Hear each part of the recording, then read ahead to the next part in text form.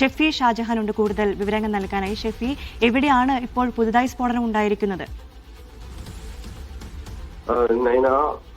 ഈ ഇറാന്റെ പശ്ചാത്തലത്തിൽ ബഹ്റൈനിൽ ആദ്യ മരണം റിപ്പോർട്ട് ചെയ്തിരിക്കുകയാണ്. ഒരു ഏഷ്യൻ തൊഴിലാളിയാണ് മരിച്ചത്. ഇന്ന് ബഹ്റൈൻ സമയം 3:30 ഇറാന്റെ മിസൈൽ പ്രതിരോധിക്കുന്നതിനിടെ അതിന്റെ അവശിഷ്ടങ്ങൾ ബഹ്റൈനിലെ ഒരു വിദേശ കപ്പലിൽ ജോലി ചെയ്യുന്ന തൊഴിലാളിയാണ് മരിച്ചത്. ബഹ്റൈനിലെ ഹിദ്ദിലെ സൽമാൻ ഇൻഡസ്ട്രിയൽ സിറ്റിയിൽ വെച്ചായിരുന്നു ഈ സംഭവം. അതായത് ഇറാന്റെ മിസൈൽ പ്രതിരോധിക്കുന്നതിനിടെ അതിന്റെ അവശിഷ്ടങ്ങൾ ആ വിദേശ കപ്പലിലേക്ക് വീഴുകയായിരുന്നു. അതിനെ തുടർന്ന് ഉണ്ടായ തീപിടുത്തത്തിലാണ് ഈ മരണം, ഒരു ഏഷ്യൻ തൊഴിലാളിയുടെ മരണം ഉണ്ടാകുന്നത്. അതിന് പുറമെ 2 പേർക്ക് മറ്റു 2 തൊഴിലാളികൾക്ക് ഗുരുതരമായി പരിക്കേറ്റതായും റിപ്പോർട്ടുണ്ട്. ഈ പരിക്കേറ്റവരെ അടിയന്തരമായി ആശുപത്രികളിലേക്ക് മാറ്റി ചികിത്സ നൽകുന്നുണ്ട്. അപകടത്തെ തുടർന്ന് സിവിൽ ഡിഫൻസ് അടക്കമുള്ള സുരക്ഷാ സംവിധാനങ്ങൾ, സുരക്ഷാ സേനകൾ സ്ഥലത്തെത്തിയിട്ടുണ്ട്. സ്ഥിതിഗതികൾ നിയന്ത്രണ വിധേയമാക്കിക്കൊണ്ടിരിക്കുകയാണ്. വലിയ തീപിടുത്തമാണ് ഉണ്ടായിരിക്കുന്നതെന്നാണ് അവിടെ നിന്ന് വരുന്ന റിപ്പോർട്ടുകൾ.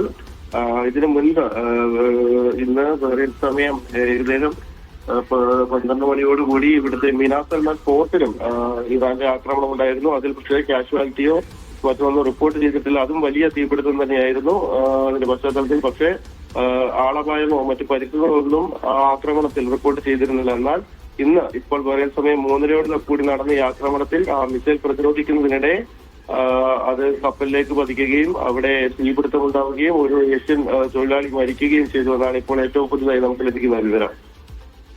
ഷെഫി, നമുക്കറിയാം ഈ ഒരു യുദ്ധം ഉണ്ടായപ്പോൾ തന്നെ അത് ഏറ്റവും കൂടുതൽ ആഘാതം ഉണ്ടാക്കിയത് ബഹ്റൈനിലാണ്. പലയിടങ്ങളിലും ബോംബുകൾ വർഷിച്ചു, പല നാശനഷ്ടങ്ങളുണ്ടായി, കെട്ടിടങ്ങൾക്ക് മേലേക്ക് വരെ ഡ്രോണുകൾ പതിച്ചു. അപ്പം നിലവിൽ അവിടെയുള്ള ജനങ്ങളെ അവിടെ നിന്ന് മാറ്റുന്നൊരു സാഹചര്യമുണ്ടോ? അവിടുത്തെ ജനവാസ മേഖലയിലെ നിലവിലൊരു അവസ്ഥ എന്താണ്? എന്തൊക്കെ നിർദ്ദേശങ്ങൾ ആണ് ഇപ്പോൾ അധികൃതർ നൽകിയിരിക്കുന്നത് അവർക്ക്?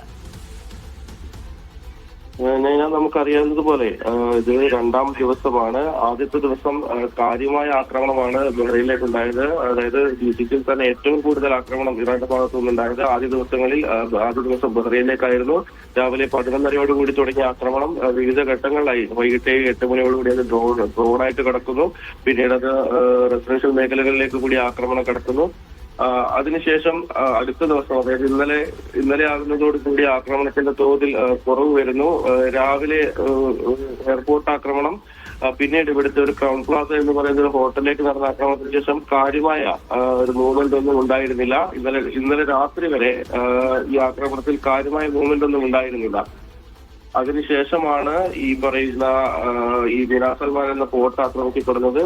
അതിനുശേഷം ഇന്ന് രാവിലെ ഇപ്പോൾ ഈ ആക്രമണം ഉണ്ടായിരിക്കുന്നത്. എന്നാൽ ഇവിടുത്തെ പ്രദേശവാസികളെയൊന്നും, ജനവാസ മേഖലയിൽ താമസിക്കുന്ന പ്രദേശവാസികളെയൊന്നും നേരിട്ട് ഈ ആക്രമണം ബാധിച്ചിട്ടില്ല എന്നുകൂടി ഈ ഘട്ടത്തിൽ വ്യക്തമാക്കേണ്ടതുണ്ട്. അതുപോലെ തന്നെ ഈ അപകട മേഖലയിൽ താമസിക്കുന്ന ജനങ്ങളെ നേരത്തെ തന്നെ ഈ നേവൽ ബേസും അതിന്റെ പരിസരത്തുമൊക്കെ താമസിച്ചിരുന്ന ആളുകളെ പ്രദേശത്തു നിന്ന് നേരത്തെ തന്നെ സുരക്ഷാ സംഘം ഒഴിപ്പിച്ചിരുന്നു. ശരി, ബഹ്റൈനിൽ വീണ്ടും സ്ഫോടനം ഉണ്ടായിട്ടുണ്ട് എന്നാണ് ഏറ്റവും പുതിയ വാർത്തകൾ വരുന്നത്. അതിൽ ഒരു മരണവും ഇപ്പോൾ സ്ഥിരീകരിച്ചിട്ടുണ്ട്. എന്തായാലും ഈ യുദ്ധം ഏറ്റവും കൂടുതൽ ആഘാതം ഉണ്ടാക്കിയത് ബഹ്റൈനിലായിരുന്നു. എന്നാൽ ഇന്നലെ നേരിയൊരു അയവുണ്ടായിട്ടുണ്ടെങ്കിലും ഇന്ന് വീണ്ടും അവിടെ സ്ഫോടനം ഉണ്ടായിട്ടുണ്ട് എന്നാണ്